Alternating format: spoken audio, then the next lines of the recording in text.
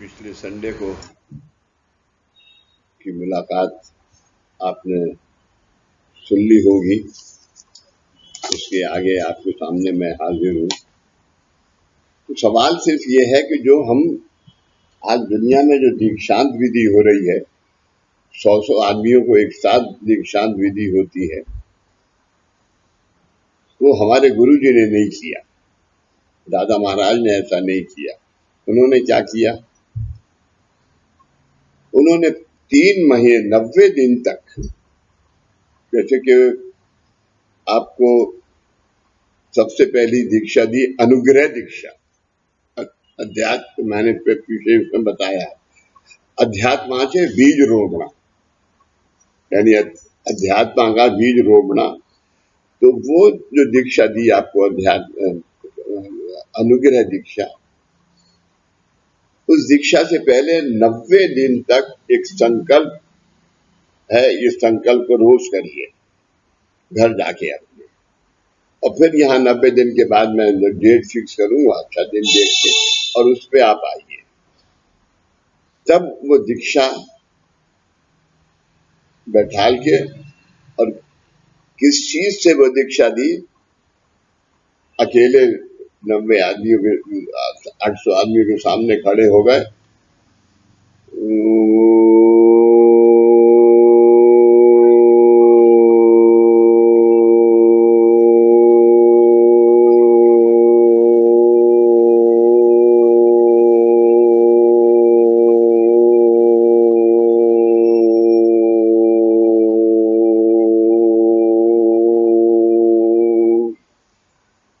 ऐसे 5 ओमकार,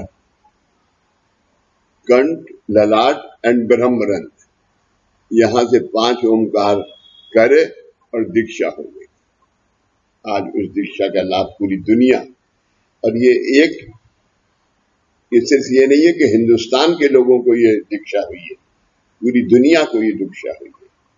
पूरी दुनिया समाज के लिए दीक्षा हुई है। इसके लिए इसका नाम मानव कल्याण है। पूरी दुनिया जो मानव है उसके लिए ये दीक्षा है। ऐसी ये दीक्षा 5 ओमकार करके संत महाराज की आरती है, ऐसा गुरु कुणा ना उमजे, सहज लीला दाग भी। इसके आगे पढ़ता हूं मैं। आज भारत में गतकालीन कई अवतारी पुरुषों ने समाधि मंदिर, खुद की समाधि और मंदिर भगवान का, तीर्थ क्षेत्र के रूप में अस्तित्व में है। कई भक्त भाविक उन तीर्थ क्षेत्रों पर सालों साल जाकर पूर्ण मनोभावना के साथ उस समाधि मंदिर की सेवा भी करते हैं। इन अवतारी पुरुषों ने ईश्वरी आज्ञा से इस अवतार कार्य को ये जगत में ईश्वरी कार्य के रूप में किया भी रहता है। इन स्थानों पर ब्रह्मांड शक्ति में से कोई विशिष्ट गुण तन्मात्र स्वरूप में शब्द, स्पर्श, रूप, रस एवं गंध, ये आपके इसके अंदर ये 5 चीजें होनी चाहिए। धारण हुआ होता है। आपको मैं एक बहुत अच्छी दादाजी का एक इंसिडेंट मुझे याद आ गया। मैं नाम नहीं लूंगा, एक बहुत अच्छे हमारे बहुत ही दादाजी के करीब एक गुरु बंधु थे। दादाजी ने मोहम्मद जलानी बाबा साहब ने उनको हुक्म दिया कि तुम पादुका लेके अमेरिका जाओ। ये 92 की बात है। तो जब वो जाने लगे तो उन्होंने कहा कि मेरे पास वीजा नहीं है। तो उन्होंने वीजे के लिए अप्लाई किया। तो बॉम्बे में जब पहुंचे तो जो भी उनके साथ में 2-3 लोग थे, उनका वीजा उन्होंने कुछ मजाक में पूछा पाछा और उनको ये सब किया, यानी अल्टीमेटली वो वीजा उन्हें नहीं मिला। खैर, फिर उन्होंने मुझे बुला के और ये हुक्म दिया, तो देवनपोर्ट में मिस्टर देवनपोर्ट में पादना की स्थापना हुई। इनका सेंटर, जिनकी यहाँ स्थापना करी, उनका सेंटर पहले कैलकटा में था, जहाँ पर दादाजी भी गए थे। क्या नाम था उसका? बॉबी बॉबी और उसकी वाइफ का, बॉबी के घर में सेंटर था। खैर, देवनपोर्ट में एक थी। तो मेरा आपसे कहना यह है कि जब उनका वीजा रिजेक्ट हो गया, उन्हें नहीं मिला किसी वजह से, वो नहीं बताऊंगा आपको, तो दादाजी ने, जब वो आए कि मेरा वीजा रिजेक्ट हो गया, तो दादाजी ने उनसे पूछा कि तुम्हारा वीजा क्यों रिजेक्ट हो गया। तो उन्होंने, इस बहुत ही हृदय पे लगाने वाली बात है, तो उन्होंने क्या कि उसने बदतमीजी करी मेरे साथ में, तो मैंने उसे जवाब दे दिया, उसने वीजा को दिया ही नहीं। तो उन्होंने कहा दादाजी ने कि अभी 7 आने से कि यहाँ जाने से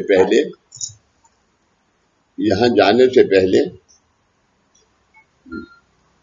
यहाँ तुमने उसमें वीजा क्या कहलाता है, ऑफिस जाने से पहले एम्बेसी, हाँ, एक आदमी आया था तुम्हारे पास, और तुमने उससे पूछा, उसने तुमसे कहा कि मेरा आज कोर्ट के अंदर केस है और हो सकता है कि मुझे फांसी भी मिल जाए, और ये हो तो कुछ दुआ कर दीजिए। तो तुमने क्या किया? ले ये ऊदी ले, जब सब ठीक हो जाएगा। इस वक्त कोई वक्त, ये बात का वक्त?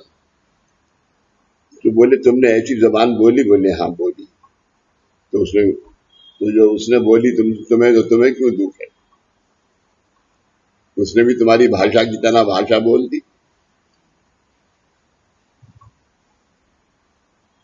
फिर मुझे पूना बुलाया और मुझसे कहा कि आप जाइए, मेरे पास ना पासपोर्ट, ना मेरे पास वीजे का तो सवाल ही नहीं है, और जिंदगी में कभी इंडिया, दिल्ली, पूना, बॉम्बे, गोवा, इनके या रामपुर जहां पैदा हुआ, इसके अलावा मैंने कभी कोई चीज देखी नहीं। तो एक यहाँ डिवोटी थी, वो घर पे मिलने आई, मैंने बताया कि मैं अमेरिका जाने वाला हूं, और वो यूएनओ के अंदर सेक्रेटरी थी, डॉक्टर कुनाडी। उन्होंने कहा कि मैं, अच्छा कल आप ऑफिस आ जाइए, वीजा हो, पासपोर्ट मिल जाएगा आपको। यानी बिलीव इट कि 8 घंटे के अंदर पासपोर्ट मिल गया।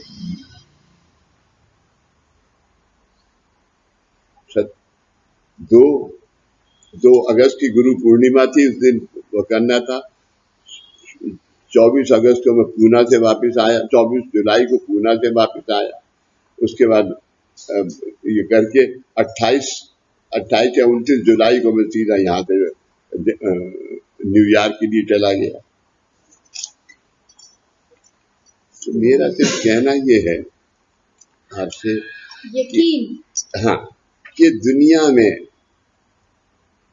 सबसे बड़ी जो चीज है, वाचा, शब्द। आज पंत महाराज की आरती है, शब्द ब्रह्म है। आज आपके हृदय को छूती है। आप आरती करते करते लोग रोने लगते हैं। ऐसा भाषा होनी चाहिए। ये आरती नित्य निरंजन दत्त पादुका, हाँ, नित्य निरंजन भक्ति ने पूजा।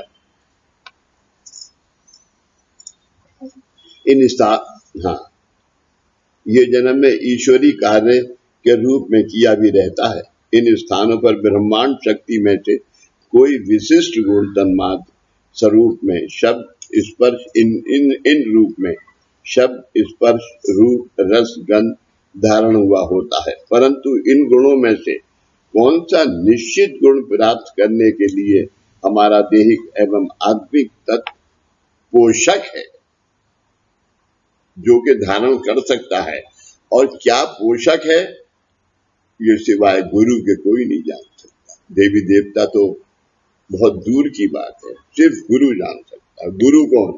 जिसके पास हर देवी देवता की शक्ति जिसके पास हो, वो गुरु।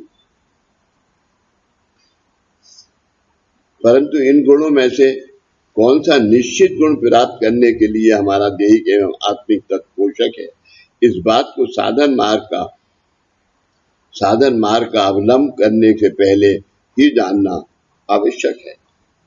अब जैसे कारण दीक्षा के लिए जितने आदमी को बुलाना था उतने ही, मैं भी आऊंगा नहीं, उसे भेजो, उसको बुलाओ, बस एक दो आदमी आवश्यक है। सालत केवल देर से इन तीर्थ क्षेत्रों का लाभ ले रहे हैं, यानी हमारी पारमार्थिक उन्नति होगी ही, ऐसा नहीं है। आज के दिन भी यही है।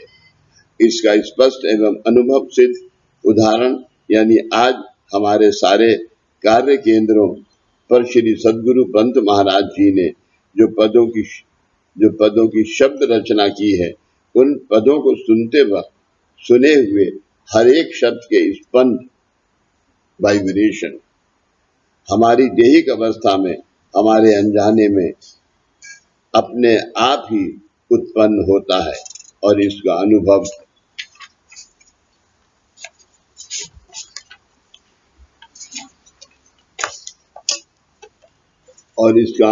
आप सभी ने लिया है। इसका कारण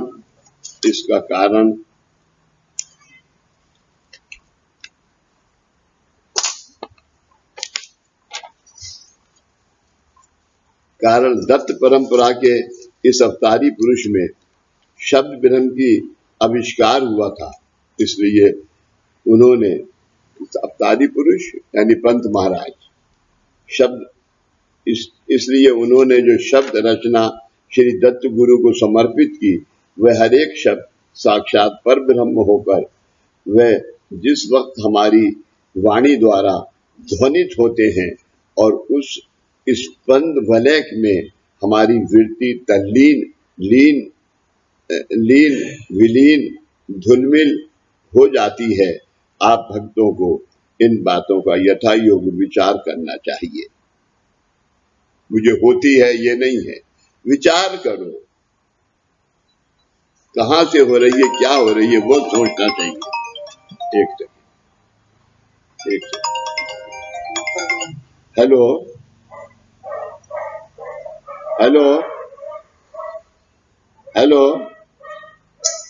हाँ भाई, अभी काफी दिन है। नहीं, अभी नहीं, वो बताऊंगा मैं। इतनी देर के लिए बाबूजी के फोन पे मैसेज कर दो, बिजी है व्हाट्सएप पे। शब्द रचना श्री सद्गुरु समर्पित की, वह हर एक शब्द साक्षात परब्रह्म होकर वह जिस वक्त हमारी वाणी द्वारा ध्वनित होते हैं, और उस स्पंद वलय में हमारी वृत्ति तल्लीन, लीन, विलीन, धुलमिल हो जाती है। आप भक्तों को इन बातों का यथा योग विचार करना चाहिए। केवल अवतारी पुरुषों के समाधि मंदिर हैं, इसलिए वहां पर जाना योग नहीं है, वहां पर जाना योग नहीं है। शक्ति क्या है वहां? हर एक अवतारी परंपरा के अवतारी पुरुषों का धर्म, कृपा, आशीर्वाद प्रदान करना था। फिर भी अवतार कार्य में उनमें जो भी प्रधान गुण धर्म ब्रह्म स्वरूप के तौर पर था, उसे वह हम मानवों के कल्याणार्थ ये जगत में ही रख कर गए हैं। जैसे ब्रह्मांड की उत्पत्ति पंच तन्मात्रों से हुई है, उसी प्रकार से मानवीय देह की धारणा भी पंच तन्मात्रों से हुई है। तन्मात्र जो सुपर कॉन्शियसनेस हमारे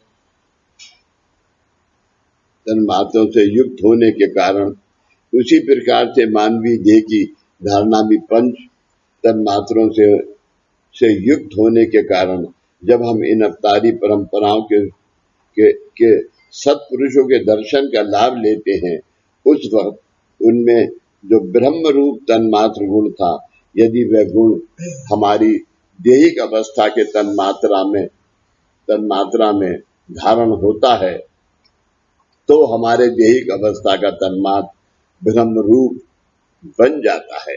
ये किसकी अवस्था, आज के दिन ये किसकी अवस्था है? दादाजी। दादाजी की। लेकिन दादाजी ने क्या किया? जब सेवक सिद्ध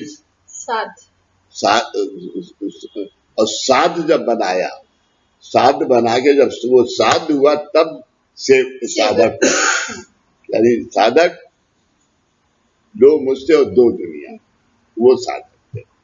ये उसके बाद की अवस्था है।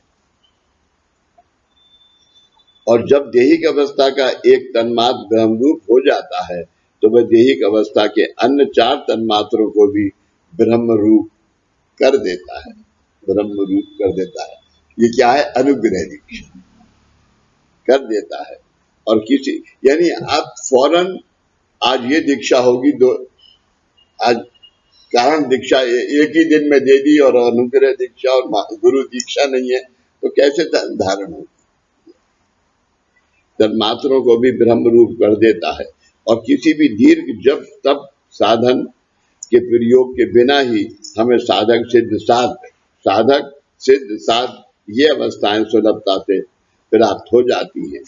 जिस गुरुओं को ऐसी अवस्था प्राप्त हुई है, उन्हीं से गुरु भेंट होने का लाभ पूर्ण पुण्याई के कारण ये जन्म में होता है। पूर्ण पुण्याई के कारण होता है, वरना नहीं होता। तो ये लोक में जो जीवन प्राप्त हुआ है, उसका सार्थक हो जाता है। और जिसके जीवन का सार्थक इतनी शास्त्र शुद्ध पद्धति से हुआ हो, वही साधक ये जगत में लोक कल्याण कर सकता है। वही साधक जगत में लोक कल्याण कर सकता है। वरना लोक कल्याण होने के बजाय केवल लोक संग्रह ही हो जाता है। और समाज में, यानी लोक संग्रह तो क्या मतलब? भीड़ आ गई। हाँ, डॉक्टर अल्मेडा ने एक उसमें सेमिनार में बहुत अच्छा कहा था, दादा से, we want fellow man, we don't want followers. और समाज में ऐसी बातें रूढ़ होने लगती हैं कि लोक संग्रह करने का मतलब ही लोक कल्याण है। आप भक्तों में जो तन्मात्र हैं, वे देहिक एवं आत्मिक अवस्था में थी। मेरे माध्यम में भी वैसी ही तन्मात्रा है।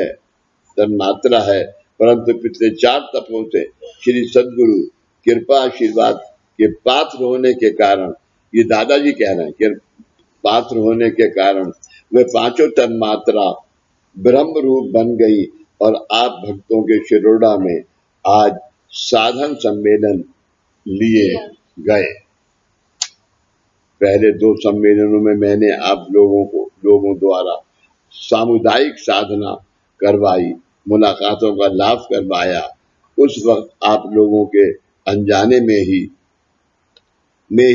मेरे वाणी माध्यम द्वारा आपका शब्द तन्मात्र देहिक आत्मिक अवस्था में ना रहकर ब्रह्म रूप बन गया। आत्मिक अवस्था में ना रहकर ब्रह्म रूप बन गया। और उसके पश्चात जो भी सम्मेलन हुए, उनका अनुभव आपने ब्रह्मनंद अवस्था द्वारा किया ही। साथ ही मैं आपके अन्य बाकी 4 तन्मात्र भी ब्रह्म स्वरूप भी बन गई, ब्रह्म स्वरूप में रूपांतरित हो गई। जो देह में हमें प्राप्त हुई हैं, वह पंच तत्वात्मक पृथ्वी, आप, तेज, वायु, आकाश तत्वों में धारण हुआ है। और उनमें तन्मात्र एक अति सूक्ष्म अवस्था होती है। और जिस वक्त गुरु को लोक कल्याणार्थ किसी साधक को सिद्ध करना होता है, उस वक्त जिस शक्ति को आवाहनित किया जाता है, वह अति सूक्ष्म होने के कारण कारण भक्तों के देहिक माध्यमों में तन्मात्रों का जागृत अवस्था में होना आवश्यक होता है, तो ही उस शक्ति का साधन सिद्धता के लिए धारण होना संभव होता है।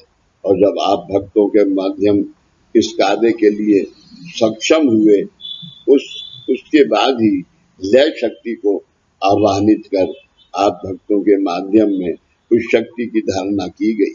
8वें सम्मेलन में आप भक्त इस लय शक्ति को यानी इस ब्रह्म शक्ति को धारण करके उपस्थित रहे। उस वक्त शिरोना में आप सारे भक्तों के माध्यम की शक्ति को एक रूप कर उस शक्ति में शक्ति के शक्तिपीठ आवाहनित किया गया और आपके साधन माध्यम में अंतर्भूत शक्ति को इस शक्ति पीठ में अंतर्भूत किया गया। यानी जैसे ब्रह्मांड टू पिंडी एंड पिंडी टू ब्रह्मांड किया गया। अब भविष्य में लोक कल्याण का कार्य आसान सुलभ मार्ग से यानी केवल प्रार्थना माध्यम से, मतलब आपके माध्यम में शब्द तन्मात्र हैं, उस शब्द तन्मात्र द्वारा होगा जो आज हो रहा है कामकाज। पिछले कुछ वर्षों से आप भक्तों ने कार्य केंद्र पर उपस्थित रहकर पंचमी एकादशी पूर्णिमा और अमावस्या के दिन अनुष्ठान रखने की आज्ञा हुई। उसके अनुसार आप अनुष्ठान करते भी हो, फिर भी ये अनुष्ठान इसी दिन करने का क्या महत्व है, ये जरूरी समझने। ये कराने के बाद अभी बंद किया है। अभी सिर्फ एक अनुष्ठान है सोमवार का। ये देव देवताओं के प्रियर्थ है या स्वयं के प्रियर्थ, अपने यानी देव देवताओं के लिए है या अपने लिए?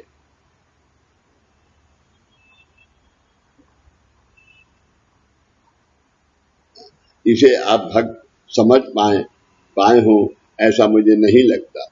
साधारण तौर पर पंचमी एकादशी पूर्णिमा अमावस्या कहने पर हमारा ध्यान उन तिथियों की ओर ही जाता है। वास्तविकता में ये साधना देवताओं के प्रीत्यर्थ न होकर आप भक्तों को प्राप्त हुई अवस्था में हम अपने काया वाचा मन से कितने एक रूप हुए हैं, इसका अनुमान जानने के लिए ही श्री गुरु ने इन दिनों को तय किया है। पंचमी का अर्थ शुद्ध या बद पक्ष 5वां दिन ऐसा नहीं है। पंचमी यानी हमारा देहिक माध्यम जिनकी धारणा पंच तत्वों से पृथ्वी आप तेज वायु आकाश से हुई है। इस दिन का अनुष्ठान उन तत्वों से हित संबंधित होता है और यद्यपि इन्हीं पांच तत्वों से हमारे इस देह की धारणा होती है, फिर भी हमारे इस माध्यम में ये 5 तत्व निसर्ग के प्रमाणानुसार नहीं होते, जिसके कारण जीवन व्यतीत करते वक्त वो समतल रूप से नहीं हो पाता। यानी एक दूसरे से बाबूजी निसर्ग में तो 5 तत्व बैलेंस्ड ही होते हैं हमेशा, लेकिन जो निसर्ग में है वो आपके अंदर भी है 5 तत्व, लेकिन हमारे कम ज्यादा होते हैं। तो ये हमारे कर्म के हिसाब से है। आज आप कम से कम प्रार्थना करती हैं पूर्व जन्मों के सत्कर्मों के अनुसार। यदि आज पूर्व जन्म का कोई सत्कर्म है जिसके अनुसार हम आज आपके चरणों में हैं, तो अनुसार यद्यपि हम में से कुछ व्यक्ति आज सुख में जीवन व्यतीत कर रहे हैं, फिर भी अगले जन्मों की चिंता, जन्म नहीं जन्मों की चिंता मनुष्य को इसी जन्म में करनी चाहिए। राम इसलिए प्रथमता साधना मार्ग के आरंभ में ही इन 5 तत्वों को जो विषम परिमाण होते हैं उन्हें कृपाशीर्वाद द्वारा निसर्ग के अनुसार समतोलित बनाया जाता है। निसर्ग के अनुसार आपके तन्मात्रों मैं तो आपका आशीर्वाद मिल रहा हूँ बाबू। उसमें ज्यादा मिल जाएगा। क्रियाक्रम संपन्न होते हैं, उनकी उनके प्रति हम निराश ना होकर खुश रहते हैं। और गुरु ने साधना के आरंभ में ही ऐसी जो अवस्था प्राप्त करवा दी है, उन प्राप्त अवस्था में क्या कोई विषमता निर्माण हुई, इसका अनुभव पंचमी के दिन किए जाने वाले अनुष्ठान द्वारा लेना है। साधना मार्ग में प्रथम प्राधान्य पंच भौतिक देहिक माध्यम का होता है, और यदि किसी कारणवश इन पंच तत्वों में विषमता हो, तो यदि आप किसी भी साधन का अंगीकार करते हो, फिर भी उस साधना में आप एक रूपत्व प्राप्त नहीं कर पाते। इसलिए पंचमी के अनुष्ठान में हमारे इस पंच भौतिक देह के तत्वों में क्या किन्हीं आत्मिक विचार विकार परत में विषमता निर्माण हुई है, इसका अंदाजा अनुष्ठान से पहले व्यतीत किए दिनों में से निकालें। यानी आप मेरे दादा कहते हैं कि आप मुझसे मिलने नहीं मिले, हाँ तब आप क्या थे और आज जो आप अनुष्ठान करते हैं उससे आपको क्या मिला, आपके अंदर, आपकी बुद्धि में, आपकी काया में, आपकी खास तौर से आपकी भाषा में क्या चेंज आया। एकादशी के दिन आप जो अनुष्ठान करते हो, उस दिन पंच भौतिक देह के पंच कर्मेंद्रिय, पंच ज्ञानेन्द्रिय और बुद्धि, इनका जो इष्ट विकास, बुद्धि का पंच कर्मेंद्रिय जो आपके शरीर में है और बुद्धि का सबसे ज्यादा, इनका जो इष्ट विकास गुरु कृपा आशीर्वाद से हुआ है, क्या उन माध्यमों में कोई कमतरता या अधिकता उत्पन्न हुई है, इसका अनुभव लेना है, इसका अनुभव लेना है। उसके लिए अनुभव सिद्ध पद्धति इस प्रकार से है कि अनुष्ठान के लिए उपस्थित रहने पर या इसके पश्चात के काल में सुविचारों के प्रति विचारों की प्रगति कितनी हुई है, सुविचारों के प्रति जो आपके अच्छे विचार थे, अब इस पंचमी के एकादशी के दिन अनुष्ठान लगाने से कितने और शुद्ध हुए हैं, और उस आपकी वजह से लोगों को कितना उसका आपको लाभ हुआ है, वो कौन बताएगा, आने वाला भक्त, और आपको खुद पता चलेगा कितनी हुई है एवं विचारों में कितनी वृद्धि हुई है। और इसका अनुभव लेते वक्त यदि सुविचारों का परिमाण अधिक हो, तो इसका मतलब है कि हम विकसित अवस्था में वृद्धि कर रहे हैं, यानी हम गुरु कृपा आशीर्वाद से अधिक काल जीवन व्यतीत कर रहे हैं, ऐसा अनुभव प्राप्त होता है।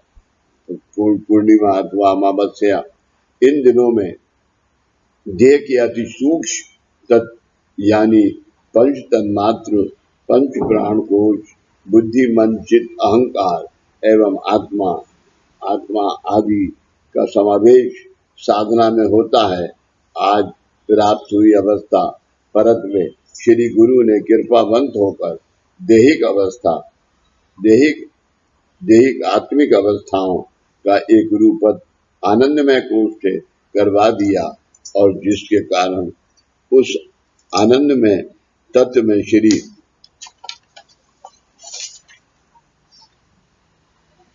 कुछ लाभ हो उनके वहां से क्लिप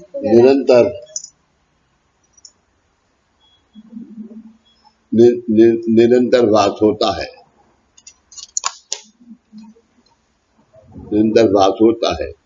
इस दिन अनुष्ठान करते वक्त पंचमी या एकादशी के दिन से भी अधिक एकाग्र होना आवश्यक है, परंतु यदि एकाग्रता नहीं हो पाती तो उसका कारण है कि पंचमी एकादशी के अनुष्ठान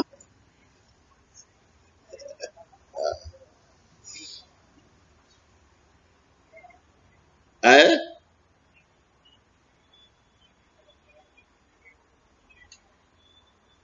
ओके बेटा, ओके बेटा, हाँ, कर प्रणाम, हाँ।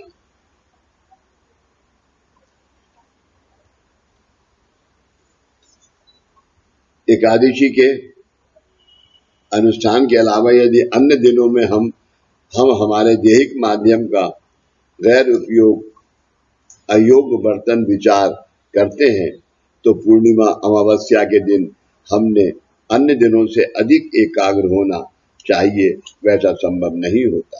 इसलिए पंचमी से पूर्णिमा या अमावस्या तक हमारी ज्ञान अज्ञान से प्राप्त जीवन का गैर उपयोग विचार आचार विकार परत्व किया गया है, उसका अंदाजा लेकर हमारी अनजाने में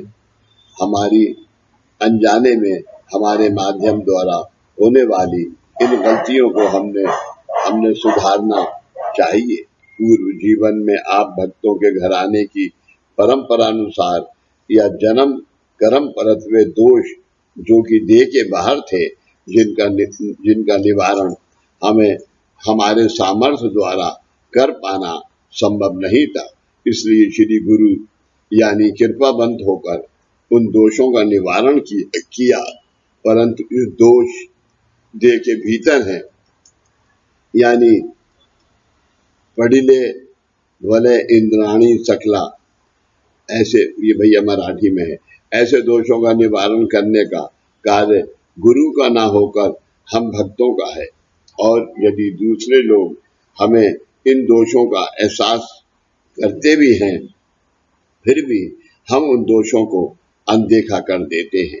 इसलिए हमें इस प्राप्त अवस्था तीर्थयार्थ हम में कौन सी दक्षता सावधानी से लेनी है, इसका एहसास होने के लिए गुरु आज्ञा से पंचमी एकादशी पूर्णिमा अमावस्या के दिन अनुष्ठान करने की आज्ञा दी गई है।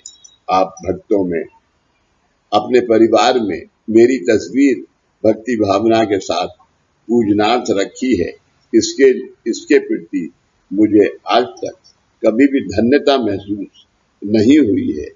उसी प्रकार से कई भक्तों ने अपने घर बुलाकर गुरु कहकर बहुत आदर तिथ्या किया है।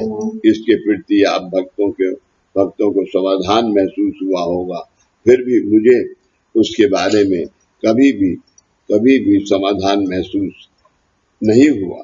इसका कारण आप जब इस कार्य की ओर मार्गदर्शनार्थ आए, उस वक्त आपके ऐहिक जरूरतों के सवाल को मेरे माध्यम द्वारा हल किया गया, इसलिए आपने मेरी तस्वीर का पूजनार्थ स्वीकार किया। परंतु यदि मैं आपको ऐहिक सुख प्राप्त नहीं करवाता तो क्या आप मेरी तस्वीर नाथ रखते? और यही सवाल मैं स्वयं से भी करता हूँ। आप भक्त मेरे द्वारा अपनी अपेक्षाओं को पूर्ण करने के विचार से मिलने आए, ठीक वैसे ही मेरी भी कुछ अपेक्षाएं इच्छाएं और भक्तों के माध्यम से पूर्ण हो, ऐसी मेरी इच्छा थी और रहेगी। ये नहीं खत्म हो सकती।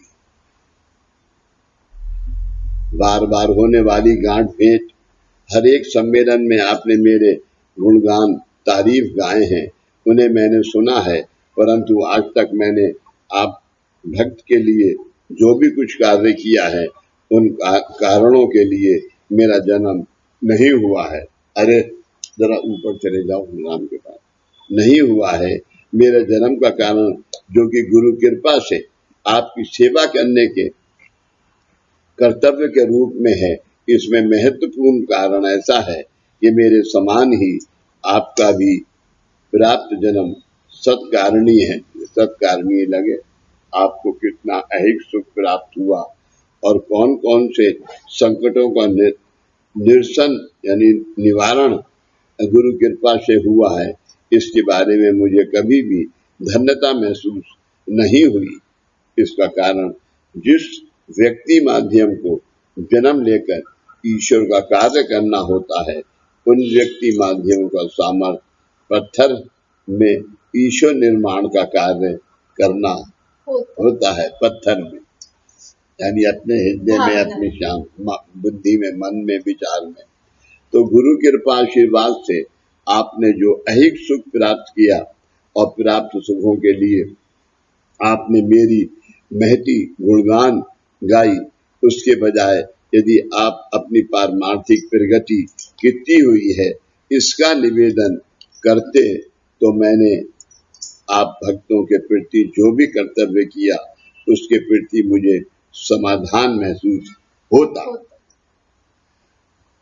है। इसका ये सब दादा जी इसमें एक बात आप बोल सकते हैं, गुरु मार्गी मतलब गुरु को दिल में जगह देना, ना कि गुरु को ओढ़ लेना आवरण की तरह। नहीं, हाँ, आज का सवाल यही है जब गुरु से और लेना है, लेकिन वो नहीं है जी। गुरु,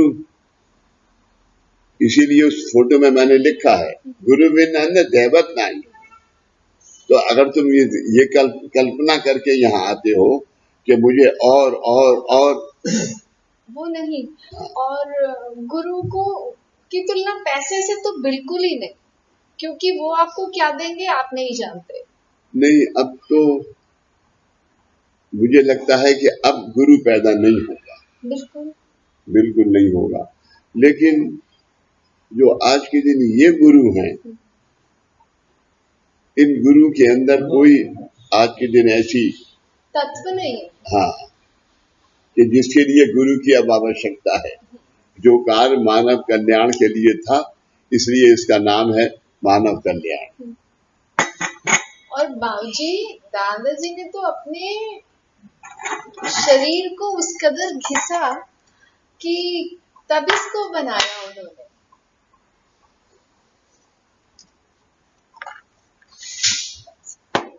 कॉफी पी रहा हूँ भाई, आप भी पिए। इसका निवेदन करते तो मैंने आप भक्तों के प्रति जो भी कर्तव्य किया उसके प्रति मुझे समाधान महसूस होता।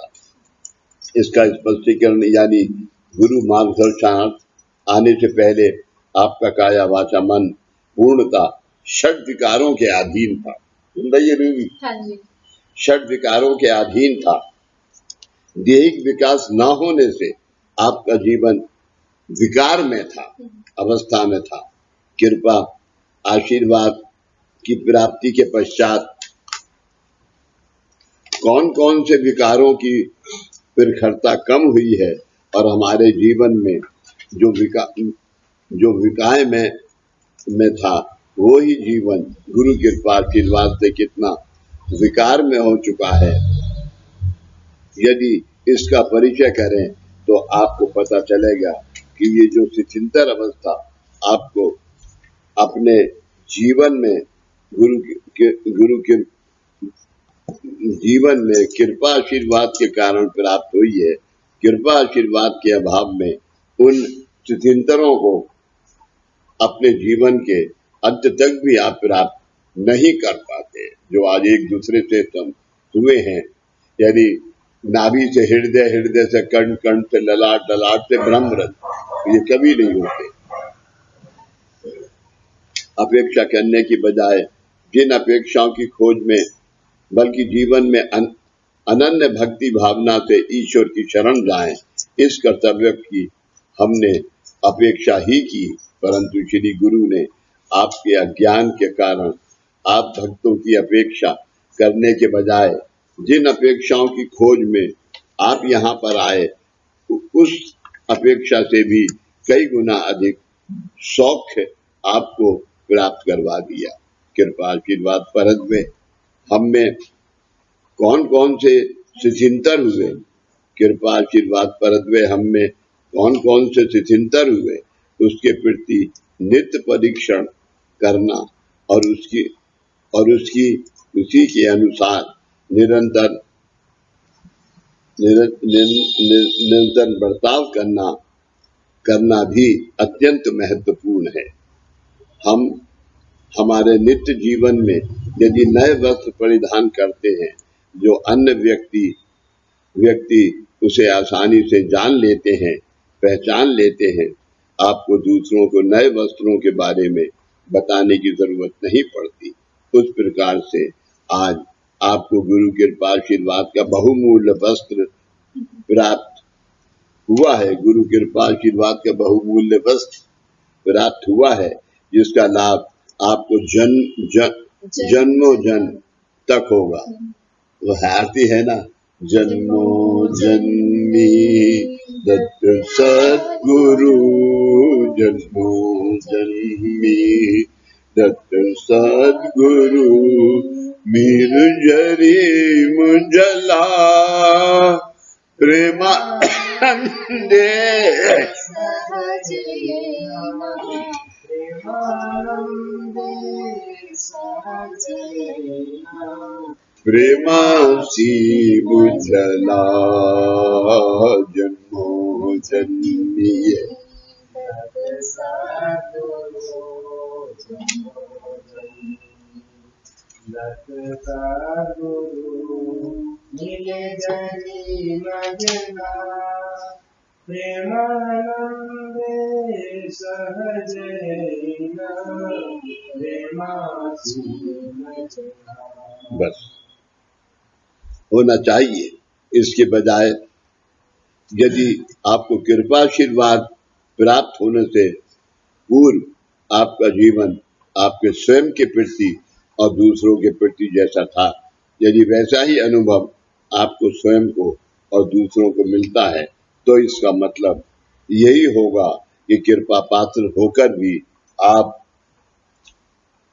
अपने अज्ञानता के कारण उस कृपा की अवहेलना कर रहे हैं, कृपा की अवहेलना, उसको नेग्लेक्ट कर रहे हैं। और जब आपके काया वाचा मन माध्यम से आपके अनजाने में ही ऐसा अनादर होता है, उस वक्त कृपा आशीर्वाद में वृद्धि होने के बजाय कृपा आशीर्वाद का क्षय होता है। इसे जान लेना चाहिए। अब आपको जो अवस्था प्राप्त हो चुकी है, उस अवस्था योग रूप से देखभाल कैसे करें, यह आखिरी पैरा है इस मुलाकात का। इसको अच्छे से सुनिए। अब आपको जो अवस्था प्राप्त हो चुकी है, उस अवस्था का योग रूप से देखभाल कैसे करें। देखिए, आज मेरे पास 100 रुपए हैं, लेकिन मेरा कोई अधिकार नहीं है कि इसमें 100 के 100 मैं अपने ऊपर खर्च करूं, अपने परिवार पे करूं, मगर कम से कम उसमें से 25% तो समाज को, सेवा को, गरीबों को देना आज आपका फर्ज है।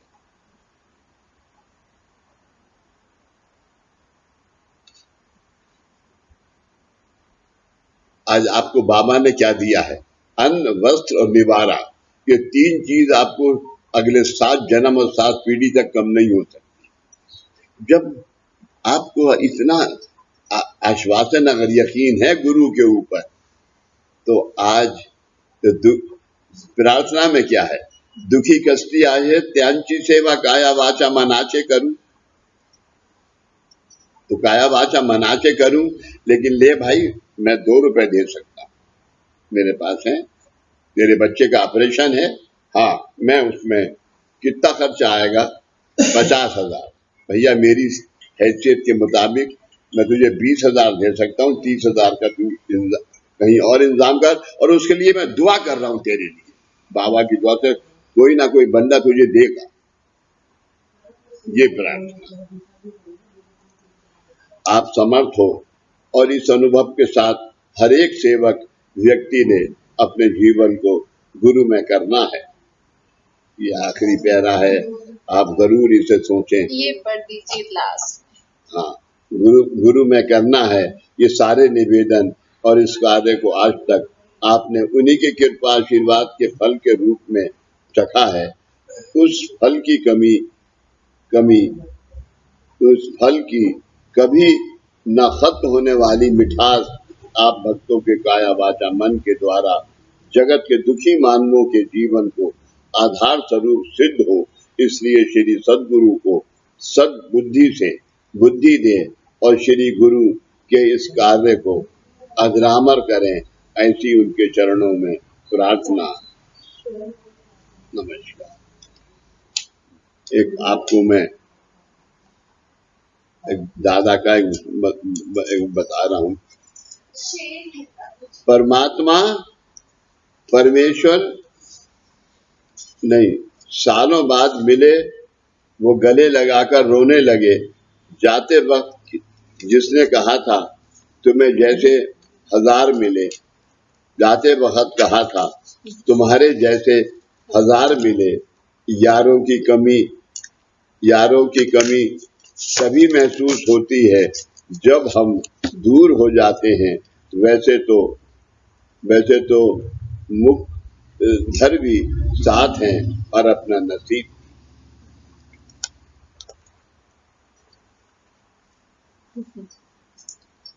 कितना सुंदर लिखते थे दादाजी। आप मुझे, मेरी आत्मा से बाबा के चरणों में ये प्रार्थना है कि 6 फरवरी दादाजी के जन्मदिन का जो उत्सव मनाने की कोशिश करता हूँ आपकी प्रेरणा के साथ, वो सफल हो और उस वक्त तक ऐसा, अगर इस कोरोना से लोगों को शांति मिले, ऐसी बाबा दादा और विभूतियों के चरणों में प्रार्थना। सदा सर्वदा योग तुझा गढ़ावा, तुझे कारणी देव माझा पढ़ावा। उपेक्षु नको गुणवंता अनंता, रघुनायका मागणे हेचि आता। उपासनेला दृढ़ चाल भावे, भूदेव संतासी सदा नमावे। सत्कर्म योगे वैवाल भावे, सर्वामुखी मंगल बोल भावे।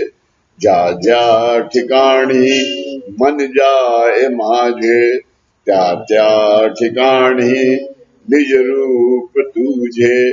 मीठे बितो मस्तका ज्या ठिकाणी, ते तुझे सत गुरु पाए धानी। सच्चिदानंद सद्गुरु साईनाथ महाराज की जय। श्री गुरुदेव दत्त सदानंदाचार्य एलकोट। सच्चिदानंद सद्गुरु श्री पंत महाराज की जय। श्री गुरुदेव दत्त श्री सद्गुरुनाथ दास महाराज की जय। श्री गुरुदेव दत्त।